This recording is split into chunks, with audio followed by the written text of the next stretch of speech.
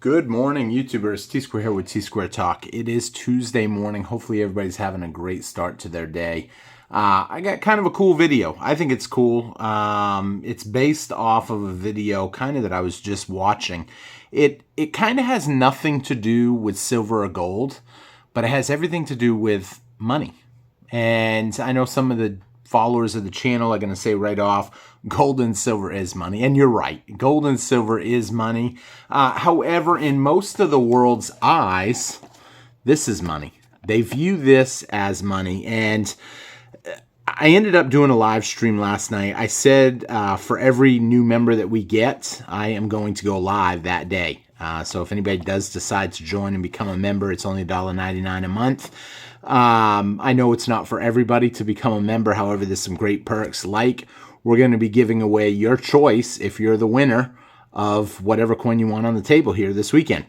So we only have something like 40 members, but it's something I want to do is try to grow the members base. But if you don't become a member, take a quick minute, hit that thumbs up button for me, leave me a comment, let me know your thoughts. If you have any constructive criticism or any good ideas to better the channel, I am all ears. So after I got done doing the live stream last night, it was super late, and I'm actually filming this last night or early this morning. But I ended up checking out my normal channels that I check out. And one of the channels is, it's based in the Philippines. And I like watching channels that go to poorer countries, third world countries. Why? Because it gives good insight on the way things are in other countries. We here in the United States, we're lucky. We are extremely lucky. We're lucky that the government has the dollar as the world dominant world reserve currency. And a lot of people don't even know what that means. Here in the United States, I think a fair amount of people know about it, but I don't even think all Americans really understand what that means, us being able to print infinite amounts of money and do whatever we want, essentially. But this channel that I watched that's in the Philippines went around the Philippines and asked people, do you think foreigners are rich? Specifically Americans. And keep in mind, the average Filipino gets paid $100 every month. That's a pretty fair assessment, $100 a month. I can't even understand that, really. I can understand it, but I know for most people that it's beyond thinking that you would go to work for $3 a day.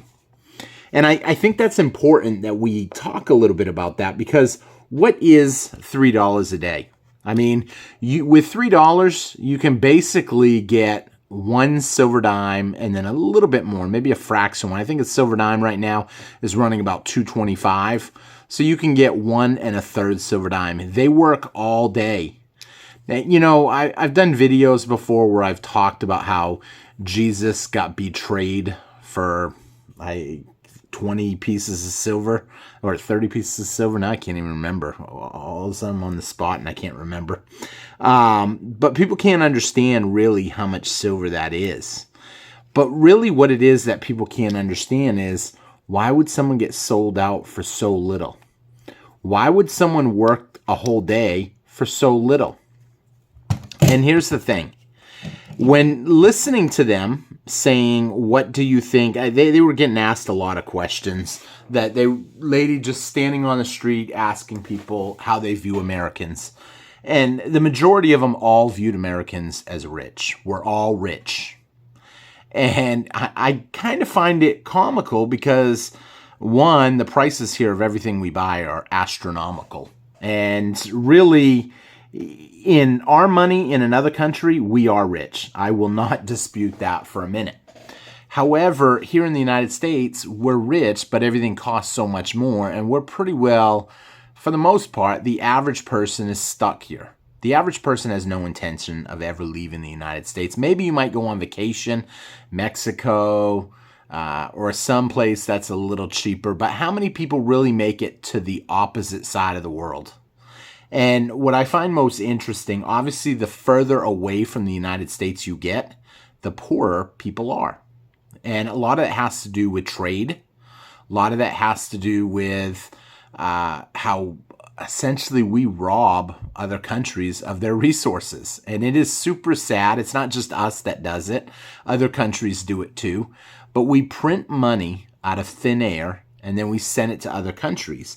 And because we kind of control it, the flow, how much is there, they say the Fed basically monitors how many dollars are in trade and in currency every day. And right now, it has a certain amount of value. It is the world reserve currency. People do value them. The thing is, the way they keep printing them, eventually more and more people are waking up. However, because people still accept the dollars, they have a huge value in other countries. And I find it really interesting how essentially they view us as, how do you think Americans get their money? That was one of the questions that was asked. And if I had permission to use our video, I probably would show clips of it because I found it so interesting. You know, they view us as all rich. They view us as hardworking.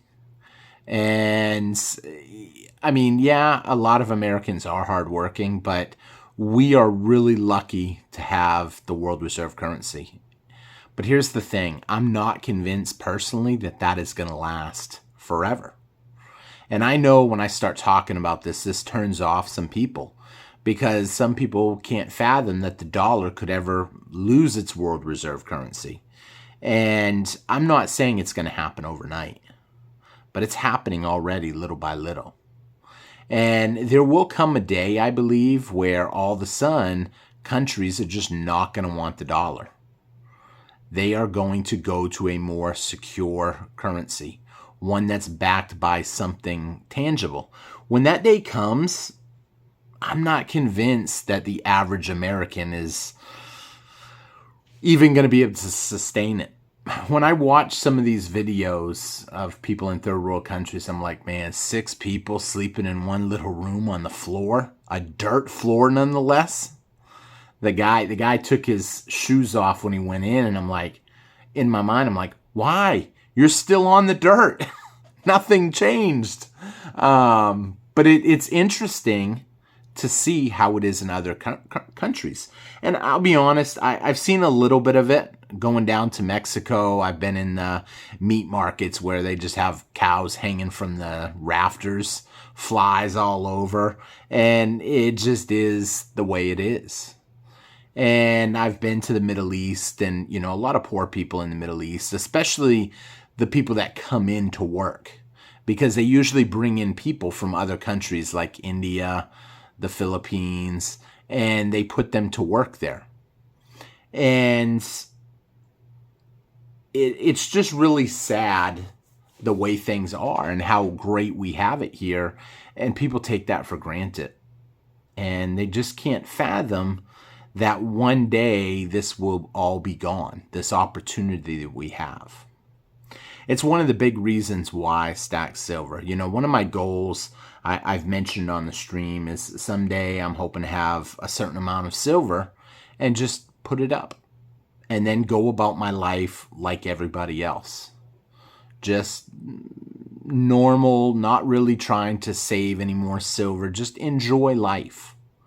I look at this time period that I'm in right now. Some people are like, dude, you're already retired. What do you mean when you retire? I am retired by the military. However, I'm still a little bit younger. Not, you know, I'm 47, going on 47. You know, that's still pretty young.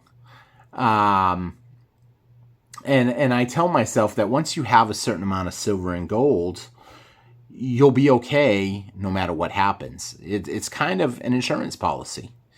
If the dollar collapses, I don't want to be left high and dry because I'm not convinced you're going to get Social Security. I'm not convinced you're going to get military retirement. I'm not convinced you're going to get anything. When the dollar collapses, it will be done. And the reason you can look at this and tell is when you look at other countries like the Philippines or Venezuela and stuff, you know, these countries don't have social programs for the people. It's more you expect your kids to take care of you. And that's why, when you watch these Filipino videos or you talk to Philippines, they're always sending money back home to their parents. They're always helping them out. And part of me says that's awesome, because it really is that they're looking out for each other, kind of like that wolf mentality. For people that don't know, the oldest wolves, when they can't hunt anymore, they usually just stay in the den. And one wolf, the youngest one, or the one of them, I guess they call it I can't remember the name of it, but they'll basically take meat back to the elders, so they can eat and keep going.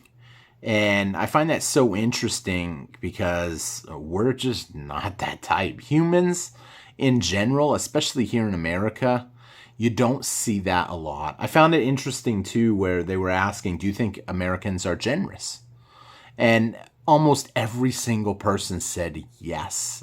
Americans are super caring, super kind, super sharing. And I'm like, are you really super generous if you've got so much that you just give away a little bit? I remember reading something, I want to say it was in the Bible at one point, and it talked about the guy that had tons and he gave away, a little bit.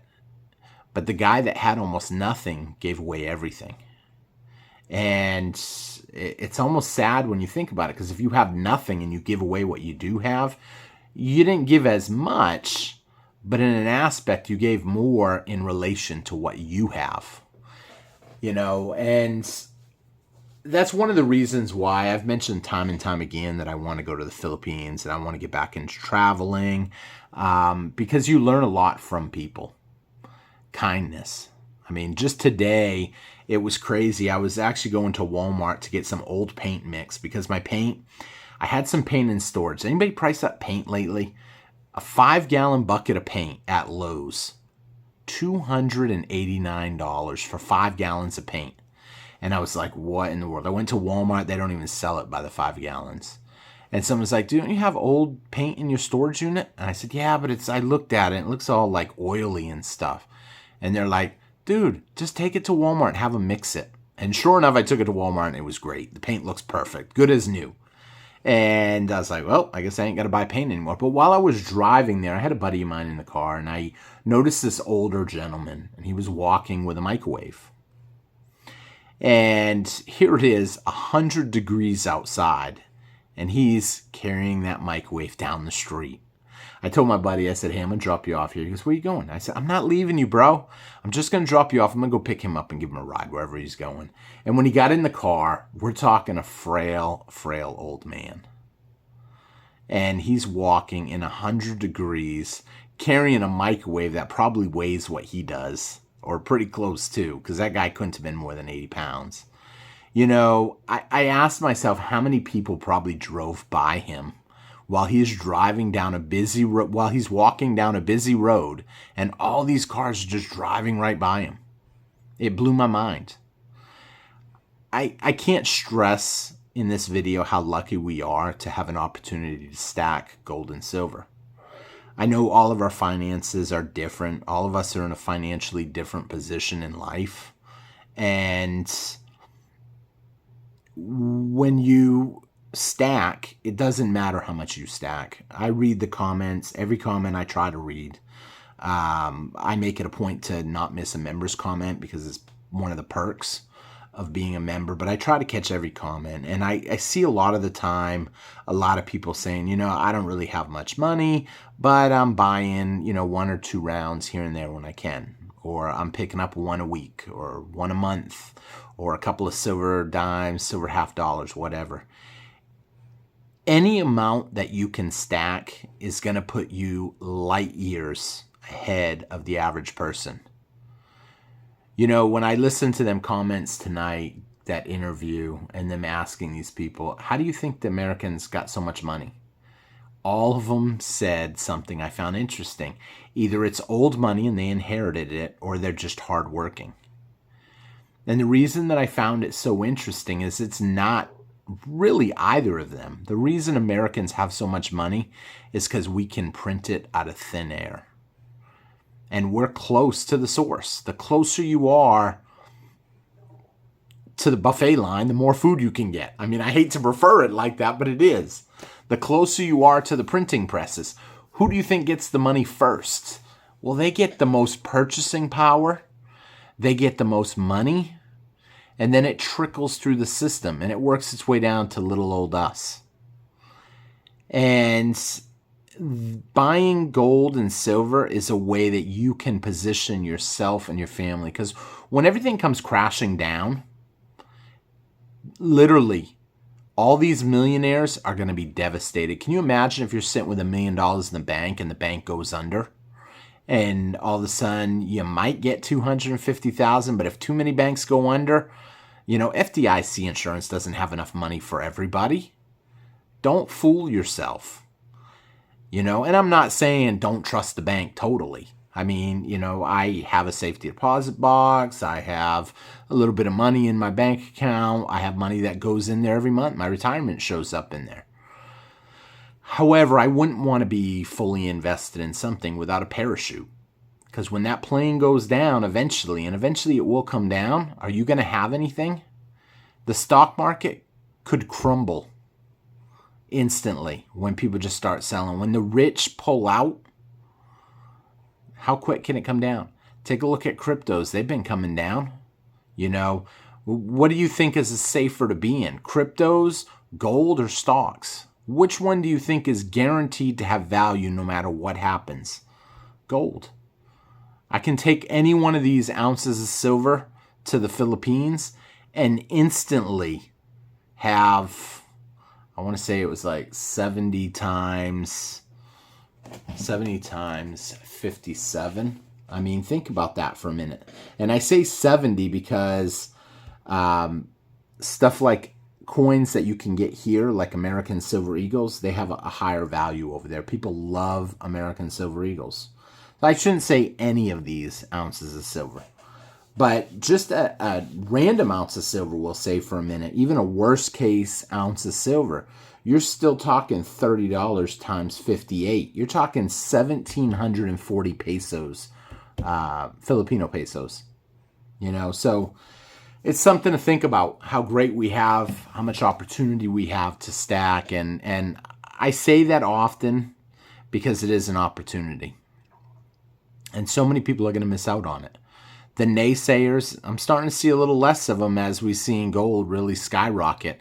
Still, once in a while, I see the comment pop up against silver.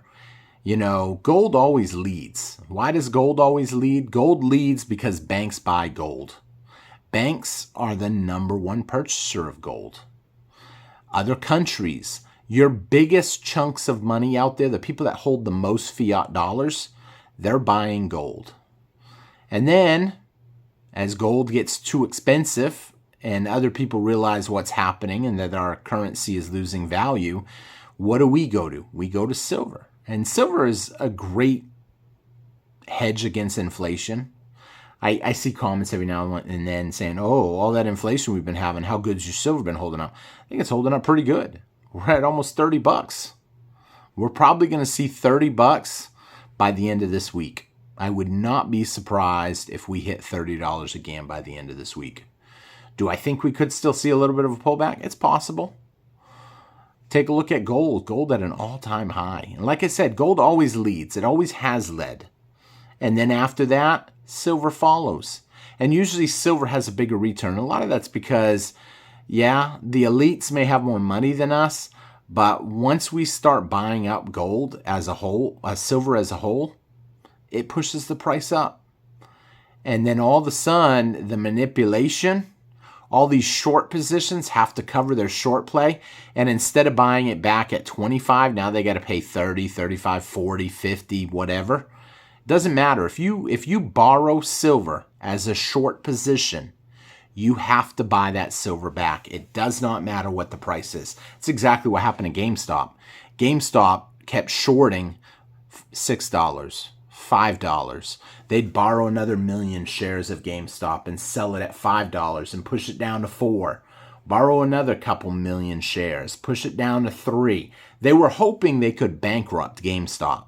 If they pushed the stock price low enough, the company wouldn't have money to operate, and then basically it goes bankrupt. And if it goes bankrupt, anybody that owes stocks in it, it doesn't matter. It's null and void. The company's bankrupt. But what happened was one YouTuber, for those of you that don't know, Roaring Kitty, started telling everybody, hey, it's way shorted too much.